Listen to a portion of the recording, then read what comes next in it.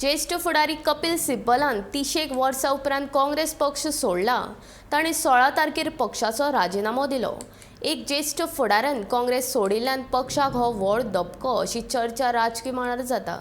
मोदी सरकाराच्या धोरणांचो आनी निर्णयांचो विरोध करपाक एक घटमूट विरोधी पूण अपक्ष पंगड उबो करपाची मोख दवरून कपिल सिब्बलान काँग्रेस सोडिल्ल्याचें तो सांगता. इतले मजगतीं कपिल सिब्बलान राज्यसभा खासदारकी खातीर समाजवादी पक्षाच्या तेक्यान अपक्ष म्हूण अर्ज भरला. अब मैं कांग्रेस में नहीं हूँ, ठीक है ना। हम G23 में भी रहे, अब मैं कांग्रेस के बाहर हूँ, मैंने इस्तीफा दे दिया है। देखिए, किसी के साथ संबंध रहे 30-31 साल, ठीक है ना, तो संबंध छोड़ना कोई आसान काम नहीं होता, इतना ही काफी है। इतिहास में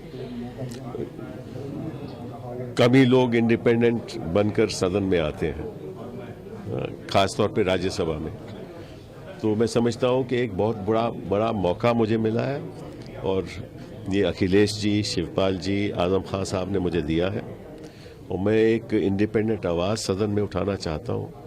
अगर आप किसी दल में रहो तो निश्चित रूप से दल के जो डिसिप्लिन है उसका भी पालन करना पड़ता है। वोट भी विप के द्वारा देना पड़ता है, ठीक है ना। वो विप तो मुझे अभी लागू नहीं।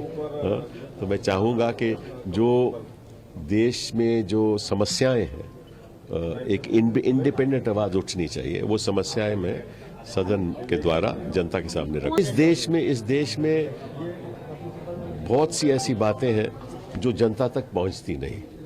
एक देश ऐसे रास्ते पे चल रहा है कि अमीर अमीर होता जा रहा है और 2-4 लोग ही देश में ऐसे हैं जो लगता है कि सारी देश की संपत्ति उन्हीं को दी जा रही है।